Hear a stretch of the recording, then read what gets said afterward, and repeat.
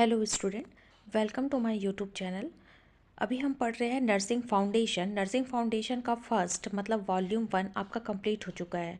अगर उसमें से कोई भी चैप्टर छूटा हुआ हो या फिर कोई टॉपिक अगर बच गया हो और अगर आपको उसमें डाउट हो तो आप मुझे कमेंट कर दीजिएगा, मैं आपको टीच करूँगी। अब हम पढ़ते हैं आपका नर्सिंग फाउंडेशन वॉल्यूम 2 या फिर नर्सिंग फाउंडेशन सेकंड का आपका चैप्टर 1, जिसमें है चैप्टर 1 में आपका हेल्थ असेसमेंट। सिलेबस मैंने शॉर्ट्स में अपलोड किया हुआ है, आप जाके चेक कर सकते हैं। तो हम देखते हैं आपका हेल्थ असेसमेंट क्या बोला है। आपका असेसमेंट मतलब सबसे पहले क्या बोला है, diagnostic procedure, history, physical service and test for the purpose of determining whether or not an eligible ensure is an appropriate candidate for specified healthcare service।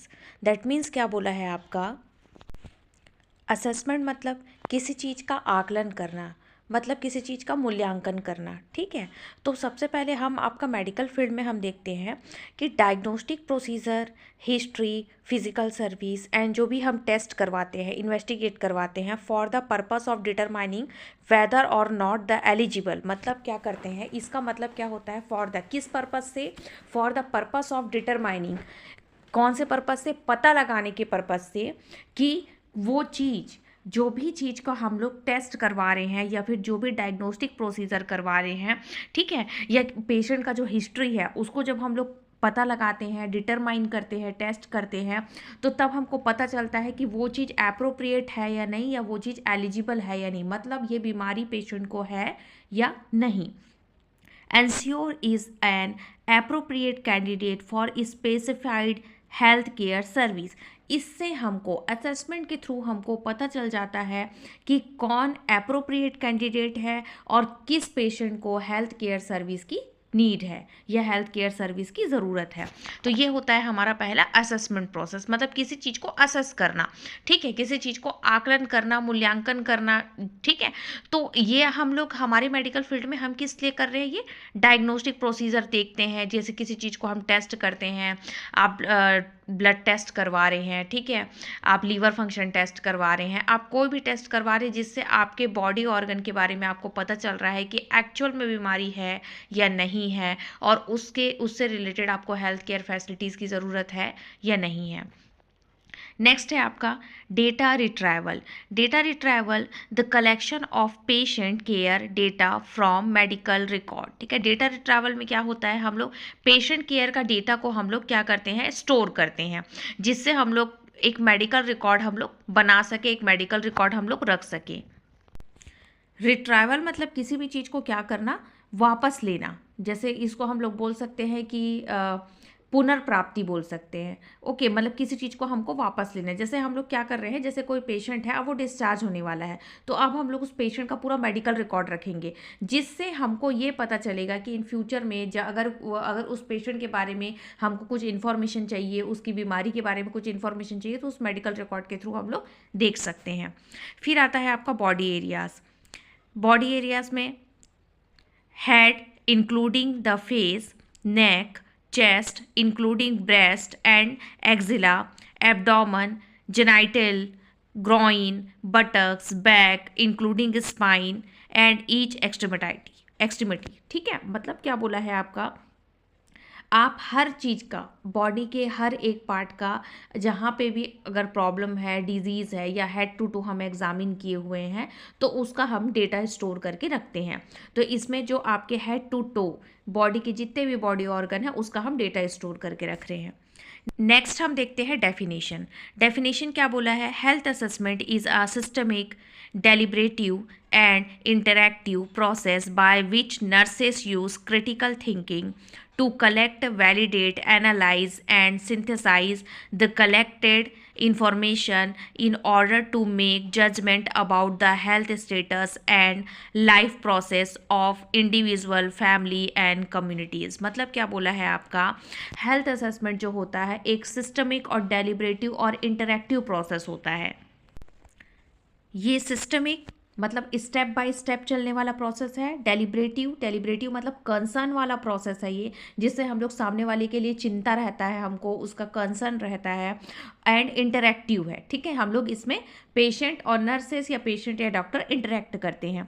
तो हेल्थ असेसमेंट ये ऐसा प्रोसेस है जिसमें by which nurses which critical thinking to collect validate, जिसमें nurses जो होती है, ठीक है, वो क्या करेगी, एक लॉजिकली इंटेलेक्चुअल लेवल पे अपना थिंकिंग लगा के, ठीक है, कलेक्ट करेगी डेटा को, वैलिडेट करेगी, ठीक है, एनालाइज करेगी, सिंथेसाइज करेंगे and the collect the information in order to make a judgement about the health status, ठीक है। इस इंफॉर्मेशन को वो कलेक्ट करके जब वो वैलिडेट, एनालाइज और सिंथेसाइज करेगी, उसके बाद एक जजमेंट पास होता है उसके हेल्थ स्टेटस का and life process of individual, family and community, और साथ ही साथ उसका लाइफ प्रोसेस, उस इंडिविजुअल, उस पेशेंट का लाइफ प्रोसेस, उसकी फैमिली का और उसकी कम्युनिटी का, ये सारी चीज़ें हमको क्या करते हैं, हम लोग एनालाइज कर पाते हैं इंफॉर्मेशन को कलेक्ट करने के बाद में, ठीक है। किसी भी पेशेंट का जब हम लोग उसका पूरा डेटा हम कलेक्ट करते हैं तो उस डेटा में हमको सारी चीज़ें पता चलती है, उसकी past medical history, present medical history, past surgical history, present surgical history, उसका इकोनॉमिक स्टेटस, उसके घर का इनकम कितना है, उससे हमको पता चलेगा कि उनकी न्यूट्रिशनल नीड, उनको बॉडी में जितनी न्यूट्रिशन नीड है वो उनको फुलफिल हो रही है या नहीं हो रही है। वो इनकम से पता चलेगा कि वो मिडिल क्लास है, वो हायर मिडिल क्लास है, वो लोअर मिडिल क्लास है। तो वो सारी चीज़ें, एक डेटा को हम इंफॉर्मेशन को हम कलेक्ट करते हैं, कलेक्ट करने के बाद में हम उसे क्या करते हैं, वैलिडेट करते हैं, एनालाइज करते हैं और सिंथेसाइज करते हैं, जिससे हम लोग उसका एक्चुअल हेल्थ स्टेटस के बारे में जजमेंट पास कर सकें। ओके, तो ये होता है पहला हेल्थ असेसमेंट। नेक्स्ट है आपका principle of health assessment. Principle of health assessment में देखते हैं पहला, an accurate and timely health assessment provide foundation for nursing care and intervention. मतलब क्या बोला है, एक्यूरेट और timely health assessment provide foundation for nursing care and intervention. इसमें मतलब क्या बोल रहा है आपका कि किसी भी नर्सिंग केयर और इंटरवेंशन का जो फाउंडेशन होता है, वो बेस होता है, वो एक एक्यूरेट और टाइमली हेल्थ असेसमेंट के थ्रू होता है, ठीक है। आपके पास पेशेंट का एक्यूरेट और time to time assessment clearly होना चाहिए, जिससे आपका जो नर्सिंग केयर और इंटरवेंशन का बेस तैयार होगा, फाउंडेशन तैयार होगा। नेक्स्ट बोला है comprehensive assessment incorporate information about a client physiologic, psychologic, spiritual health, cultural and environmental factor। मतलब क्या बोला है, कॉम्प्रिहेंसिव असेसमेंट मतलब इलेबरेट असेसमेंट, जो असेसमेंट हम लोग पूरी तरह से लेते हैं, ठीक है। तो इलेबरेट असेसमेंट जो होता है वो क्या होता है, इनकॉर्पोरेट इन्फॉर्मेशन, जिसमें हम लोग किसी भी इन्फॉर्मेशन को इनकॉर्पोरेट कर पाते हैं, शामिल कर पाते हैं अबाउट द, जिसमें क्लाइंट का physiologic, psychologic, spiritual health, cultural, environmental सारे फैक्टर को, ठीक है, सारे फैक्टर को हम इनकॉर्पोरेट करते हैं, मतलब हम लोग शामिल करते हैं। कॉम्प्रिहेंसिव असेसमेंट मतलब एक विस्तृत असेसमेंट, ठीक है, मतलब जिसमें सारी चीज़ें इन्वॉल्व होगी, सिर्फ उसका हेल्थ ही इन्वॉल्व नहीं होगा, उसका स्पिरिचुअल नीड, उसका साइकोलॉजिकल नीड, उसका इन्वायरमेंटल नीड, सारी चीज़ें इन्वॉल्व होगी। तो वो भी है उसके हेल्थ असेसमेंट पे आता है, इंक्लूड होता है। नेक्स्ट है The health assessment process should include data collection, documentation and evaluation of the client health status। ठीक है, हेल्थ असेसमेंट प्रोसेस में डेटा कलेक्शन, डॉक्यूमेंटेशन, इवॉल्वेशन, ये सारी चीज़ें इन्वॉल्व रहती है। इजी है, आपको याद हो जाएगा। नेक्स्ट है all document should be objective, accurate, clear, conscious, specific and current. ठीक है, मतलब क्या होता है, जितने भी डॉक्यूमेंट्स है उसके जो ऑब्जेक्टिव है, मतलब जो उसके मेन टॉपिक है वो आपके एक्यूरेट होने चाहिए, क्लियर होने चाहिए, कॉन्शियस लेवल पे आप उसे लेंगे, स्पेसिफिक होने चाहिए और करंट होने चाहिए, रिसेंट के होने चाहिए। ठीक है, तो इससे आप पेशेंट का बहुत अच्छे से हेल्थ असेसमेंट ले सकते हैं। नेक्स्ट है आपका इंटरव्यू टेक्निक्स, ये हम नेक्स्ट क्लास में पढ़ेंगे। आपको इसमें कोई भी डाउट होता है तो आप मुझे कमेंट बॉक्स में पूछ सकते हैं, मैं रिप्लाई करूंगी। और अगर previous nursing foundation volume 1 first का अगर कोई भी टॉपिक छूटता है या फिर कोई भी चैप्टर छूटा हुआ है तो आप मुझे कमेंट करिएगा, मैं आपको विथ नोट्स के साथ वापस पढ़ा दूंगी।